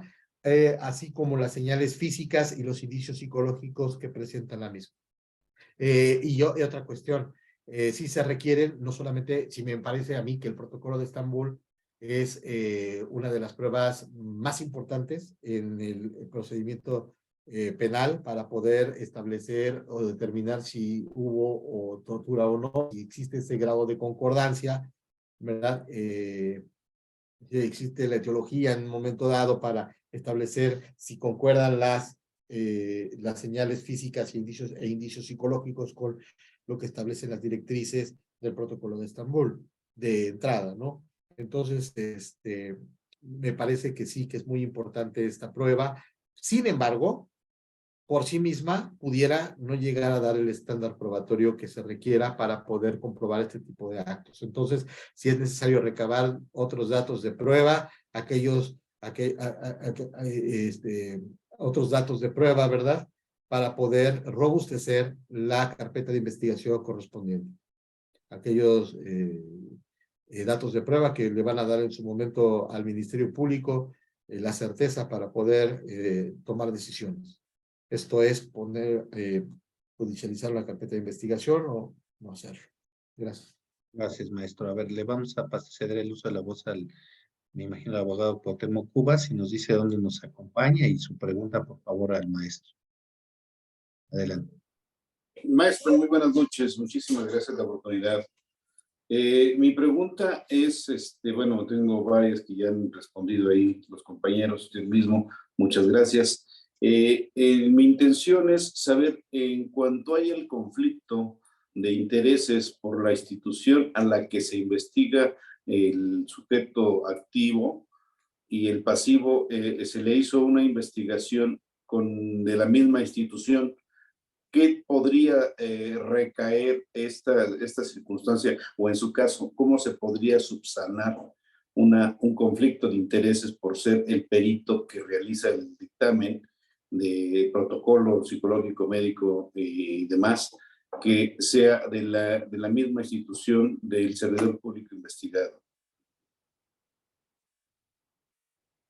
Gracias y bienvenidos. Sí, bueno, pues es un gran tema porque actualmente lo señalé, lo quise señalar con mucho cuidado porque también hay que reconocer que hay grandes avances. Sin embargo, uno de los temas más importantes, y lo reconocen las instituciones, sobre todo de Procuración de Justicia, es que no cuentan con los recursos económicos, con los recursos materiales y humanos necesarios como independientes, independientes y por ende imparciales, para poder llevar a cabo sus investigaciones y tienen que apoyar necesariamente en el personal médico psicológico de la Procuraduría General. Entonces, ahí sí hay un conflicto de intereses, creo que es muy riesgoso, ya que un abogado que conoce la ley, que conoce los más altos estándares internacionales, que revisa el protocolo de Estambul, las dos convenciones que les mencioné y la propia ley general, se podrá dar cuenta que puede impugnar en un momento dado dichos dictámenes y no estarían acorde con lo que establece la propia, los más altos estándares internacionales. Recordemos que muchas de las conductas que se persiguen, o quizá el delito que se persigue, se le atribuye a uno de los funcionarios que participan en esa institución. Entonces, existe el riesgo que se vaya a interpretar o obstaculizar la investigación. Creo que sí es un tema. Ahora, me podrían decir quizá un abogado diferente. No, no, pero eso no pasa nada, maestro, porque dice la ley que existe la posibilidad de solicitar medidas cautelares, de acuerdo a lo que establece el artículo 153 y 155 del Código Nacional de Procedimientos Penales, incluso la última ratio que establece el artículo 155, fracción 14ª del Código Nacional de Procedimientos Penales, sí, pero no la establece oficiosamente número 1, lo curioso, porque si la ponen en otras menos gravosos, pero bueno, aquí no, simplemente se podría llegar a imponer la medida cautelar de prisión preventiva para evitar ese riesgo de que se vaya a obstaculizar la investigación, de acuerdo a lo que establece el artículo 153, fracción tercera, o hipótesis tercera, el que no se, evitar la obstaculización de investigación. Sí sabe a qué me refiero, ¿verdad? Sí, Que la por persona supuesto. vaya a influir en la Que vaya a investigación, y bueno, influir en la... o bien separarlo del cargo, separarlo provisionalmente del cargo, como una de las hipótesis de las medidas cautelares que establece el artículo 155. Pero bueno, yo creo que sí, esa es una, por un lado. Pero de todas maneras pudiera alegarse que los actos y la investigación que se realizó, pues es nula, ¿no? Porque no cumple porque no se realizó con los recursos independientes e imparciales que requiere y demanda la propia ley. Ok, y si me da tiempo de hacerle la segunda pregunta, maestro, es con respecto a la competencia de órganos especializados. Esta es meramente indispensable, no podría ser otro órgano investigador que pudiera subsanar, que no fuera llevado por una fiscalía especializada. Digo, ya nos habló de la circunstancia del protocolo de Estambul y la especificación de que sean descentralizados, ¿no? Que sean independientes. Sin embargo, si es que otra fiscalía estuviera investigando el delito de tortura, ¿tendría alguna consecuencia jurídica? Sí, pues no es la autoridad competente. El protocolo de Estambul establece el primigenio, aquel de 1999 que tuvo en vigor, pues sigue en vigor hasta nuestros días, ¿no? Nada más fue enriquecido. Establece que cuando no se pueda garantizar una investigación imparcial, no acuerdo, no, creo que es el capítulo 3º, párrafo 1 del protocolo de Estambul. Establece que cuando no se pueda garantizar, está en el capítulo 3º, investigación legal de la tortura, y nos dice que cuando no se pueda garantizar la imparcialidad e independencia de las autoridades encargadas de la investigación y persecución del delito, se tendrá que recurrir a una comisión independiente. Internacionalmente hablando, ¿sí más o menos? ¿Por qué? Porque existe no se dan las condiciones para poderse llevar a cabo la investigación legal de la tortura, de acuerdo a lo que establecen los principios que establece el artículo, el capítulo 3º, párrafo 1, en su última parte del protocolo de Estambul: imparcialidad, exhaustividad, independencia, prontitud. Entonces, si no hay esto, no se dan esas condiciones, tendrían que recurrirse a una comisión independiente. Creo yo que ahora aquí en nuestro país no tenemos esa necesidad, no habría no creo, no veo ese escenario, puesto que en el artículo 55 de la Ley General en la materia tenemos a las fiscalías especializadas. Y tiene usted razón, es común que cuando en una audiencia el imputado llega a referir que ha sido víctima de este tipo de actos y usted le da vista al juez de control, para que a su vez dé vista a la autoridad competente, a veces le dan vista al escrito, ¿sí, Enrico? Que curiosamente es al que se le atribuye los actos o a su personal. Entonces ahí hay que decir, tal como usted lo señala, que no es él, es una fiscalía especializada. No, sí, pero que lo haga a través de él. No, señoría. Solicitamos que usted lo haga y que le giren las constancias correspondientes para que se encuentren en condiciones de poder investigar dichos años. Es una posibilidad. Que prospere, no lo sé, pero la reflexión que usted hace es la correcta. Si no están dadas las condiciones o no se cumple con lo que establecen la propia ley y los tratados internacionales, no se dan las condiciones para llevar a cabo una investigación de esta naturaleza. puede ser impugnada en cualquier momento del procedimiento. Excelente, muchas Gracias. Por aquí en Facebook también nos preguntan, ¿qué datos de prueba y medios de prueba son idóneos y pertinentes de rescatar de los actos de investigación para probar la tortura? Las entrevistas, de entrada, bueno, ya lo decía la propia ley, artículo, creo que es el 33, no me acuerdo, decía la diapositiva. Básicamente, bueno, pues es recabar, dice el artículo, déjenme, creo que lo tengo por aquí, había la diapositiva, para decirles la fracción. Ojo, yo, y precisamente lo leí, les dije de manera enunciativa, no limitativa. Dice el artículo 35, las fiscalías especializadas, además de lo dispuesto en el Código Nacional de Procedimientos Penales, una vez que tengan conocimiento de la probable comisión del delito de tortura, deberán llevar a cabo las siguientes acciones. Todo lo que dice el 35, licenciada, creo que eso es lo correcto, que se debe llevar a cabo. Específicamente lo que usted pregunta, pues nos lo dice la fracción segunda. Comenzar con la integración de la carpeta de investigación correspondiente, incluyendo las declaraciones del denunciante o víctima legal del delito y los testigos. El protocolo también señala que, de ser posible, sería muy valioso, obviamente, tener el deposado de la víctima de tortura si ha sobrevivido, ¿sí? Entonces, nada más lo quería señalar. Pero eso, aunado a todo lo que establece el artículo 131 del Código Nacional, que se aplica supletoriamente con este artículo 35, creo que le puedan dar luz de manera enunciativa, más no limitativa, ya que todo es importante. Gracias, maestro. A ver, hay una persona que está aquí como usuario de Zoom, que está poniendo los lentes. Díganos, por favor, de dónde nos acompaña y su pregunta, por favor, al maestro. Adelante. Sí, gracias, maestro. Buenas noches. Soy el licenciado Jorge Enríquez, de aquí de Saltillo, Coahuila, maestro. A sus órdenes. Pues primero que nada, maestro, un excelente tema. Hemos aprendido, bueno, de la voz ha aprendido demasiado. Nuestro despacho se dedica principalmente a integrar carpetas de investigación por abusos de autoridad violento y torturas, maestro. Y todo lo que usted nos ha manifestado no tiene, pues, de veras está bruto todo lo que nos ha enseñado. Y sí nos gustaría que por parte del maestro del liceo que se organizara algún curso y pues para podernos inscribir y aprender más de lo que usted nos está manifestando. Inclusive quiero mencionarle que el despacho de nosotros procesó a un ex subprocurador de aquí de Saltillo, Coahuila, el licenciado Jorge Olea Melchor, y a sus 7 guaruras por tortura.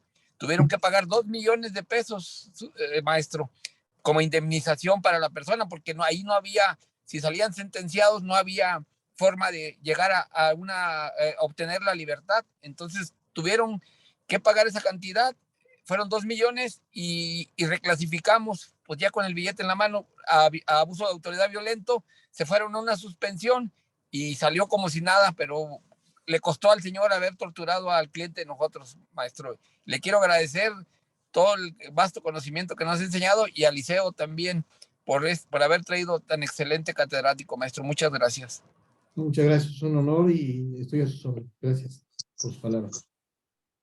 Gracias. Bueno, por otra parte, aquí en Facebook nos pregunta Jesús su opinión respecto al contenido del numeral 29 de la Ley General de Tortura en lo tocante al abuso de autoridad, tomando en consideración los transitorios de la citada ley del 2017, en el cual en el Código Penal Federal derogó el abuso de autoridad y los delitos vinculantes a ello. En diversos estados no está amortizado dicha ley con su Código Penal y el abuso de autoridad continúa. Y a ver si la entendí bien, pero sí, efectivamente, si ya confundiste el abuso de autoridad. Primero que nada, el abuso de autoridad no es en absoluto a lo que es la tortura. El artículo 24 tiene otra naturaleza jurídica, la definición de tortura, que incluso ya saben de dónde deriva, de los tratados más altos, de las dos convenciones que les mencioné, básicamente, y una aportación por ahí del Pacto Internacional de Derechos Civiles y Políticos. No creo que se llegue a confundir con tortura o autoridad. Lo que sí se pudiera llegar a confundir es la parte relacionada con los penas crueles, inhumanos o degradantes.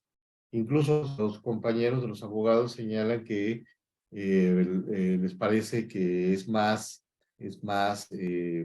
protector, me refiero a las penas, si así se le puede llamar, o está más penado el abuso de autoridad en algunas imperativas que los tratos o penas crueles, inhumanos o degradantes, que establece el artículo 29 de la Ley General. No sé, creo que no entendí bien tu pregunta, pero esa es mi aportación. No conozco lo que me dices de las entidades federativas, pero no creo que se tortura. Eso sí. Muchas gracias, maestro. Bueno, para aquellos que están preguntando, voy a hacerle ahorita el uso de la voz aquí a José Alfonso Tlaco, que nos diga de dónde nos acompaña, cuál es su pregunta. Aquellos que están preguntando en este momento con respecto a la constancia de participación, ya se les está enviando respuesta. Sobre todo, pues que me da gusto que les haya interesado el tema de la tortura y sobre todo que las expectativas, porque pues el maestro es un maestro de primera, ¿sí? Sinceramente, a ver, vamos con José Alfonso Tlacomulco. ¿De dónde es José? Y adelante con su pregunta. Maestro, buenas noches a todos. Maestro, me gustaría que nos expusiera si la aplicación de la prisión preventiva oficiosa es violatoria de las convenciones de la tortura, dado que es un trato cruel y inhumano. No sé qué opinión nos pudiera decir al respecto. No, nunca lo he visto de esa forma, vamos, nunca lo había pensado de esa forma. Tiene razón, pudiera constituir no solamente un trato cruel y inhumano degradante, sino quizá una tortura, el hecho de estar privado de su libertad sin haber sido sentenciado primeramente, ¿sí? Entonces, y de manera oficiosa, no lo había pensado de esa forma. Creo que en base a las dos convenciones pudiéramos buscar que se actualiza en base a su definición de las dos convenciones, pues ese dolor, ese sufrimiento como medida preventiva con cualquier otro fin que pudiera constituir una violación a ese derecho humano de la integridad personal, ya que esa integridad tiene que ver con sufrimientos físicos o psicológicos. Entonces, muy probablemente pudiera invocarlo de esa forma. Nunca lo he visto. Yo tengo en mi radar otro tipo de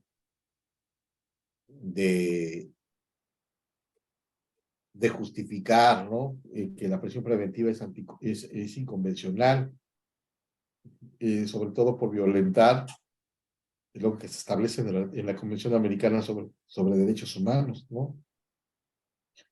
Y bueno, y que no se puede excusar ningún Estado, como lo dice el artículo 2 de la Convención Americana sobre Derechos Humanos, con incumplir un tratado internacional que haya sido adoptado con normas de carácter interno. Entonces, pero no, me parece muy interesante, ¿eh? Pudiera llegar a serlo. Es materia de una tesis, yo creo, ¿no? Pero sí pudiera ser. Creo que te asiste la razón. Sí, claro que sí. Muchas gracias a todos los que han preguntado y por supuesto que les mandan felicitaciones desde quienes se encuentran viendo el Facebook Live, lo destacan como un gran docente, un gran maestro y por supuesto que hay muchos interesados en tomar clase con usted y por supuesto, bueno, pues a manera de agradecerle por su tiempo y también comentarle que con usted vamos a estrenar la entrega de reconocimientos con un nuevo formato en liceo académico y me permito leer la entrega se otorga el presente reconocimiento al maestro Gerardo Santos Coy Vázquez por haber impartido la conferencia denominada La Defensa Legal de Víctimas de Tortura en México, en la Ciudad de México, 29 de marzo del 2023. Firma el maestro Manuel Pérez Camacho, director de Liceo Académico MX. Agradecerle, por supuesto, por su tiempo, dedicación, y a su vez le haremos llegar este reconocimiento en formato PDF a usted directamente. No, pues muchísimas gracias. Nuevamente agradecer al Liceo Académico MX y a su director, el doctor Manuel Pérez Camacho, y bueno, desde luego a la maestra Jessica, el haberme recibido, primero que nada el haberme invitado, haberme tomado en cuenta y tenido la paciencia para poder, haber podido participar, ¿verdad? Estoy muy honrado. Muchas gracias por sus comentarios y muchas gracias. Maestro, previo a salir del aire, bueno, nuestra compañera, la abogada María Jovita Sánchez Martínez, va a dirigir unas palabras. Adelante, abogada María Jovita, por favor. Adelante, a ver, se le silenciamos si quiere. Jovita, de nuevo, por favor. Que no veo, está el... Sí, vamos a quitar. Listo, listo. Muy buenas noches. Buenas noches. A veces sentimos que lo que hacemos es tan solo una gota en el mar, pero el mar sería menos sin esa gota. Madre Teresa de Calcuta. Muy buenas noches a todos y todas los que estamos aquí presentes.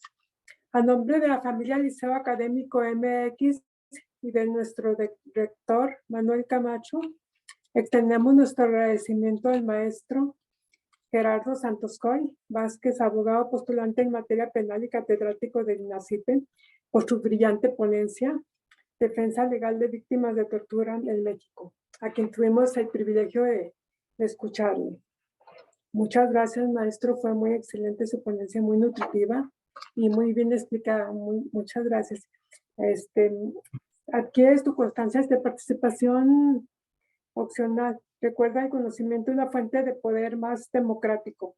Comuníquense al 22 21 14 25 79 y cedo el uso de la voz al rector, maestro Camacho.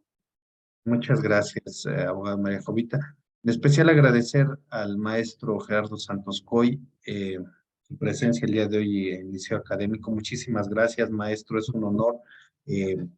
Por ahí ya lo vio que un compañero lo pidió. En algunas encuestas que hacemos a través de nuestros grupos están pidiendo volver a tocar el tema de tortura con usted, pero bueno, vamos a esperar. El maestro tiene ocupaciones, estaremos en contacto con él para que, si es posible, en sus tiempos, porque quiero decirlo y públicamente, abiertamente lo digo, el maestro es un superoperador del sistema de justicia penal y además experto conocedor en todo lo que tiene que ver en tortura. A él lo conozco, me parece que como desde el 2016, 2015, fue mi maestro en el Instituto Nacional de Ciencias Penales y una persona a la que admiro, respeto, admiro su pasión, su entrega. Y de verdad, maestro, muchísimas gracias por haber aceptado esta invitación. Es todo un honor después de tantos años, después de alumno, y un placer volver a escuchar al maestro Gerardo Santos Coy. Le agradezco. Muchas gracias por sus palabras. Muchas gracias, Dios los bendiga y estoy a sus órdenes. Gracias. Gracias, maestro. Adelante, abogada. Gracias, pues gracias a todos los que nos acompañaron desde plataforma Zoom, quienes están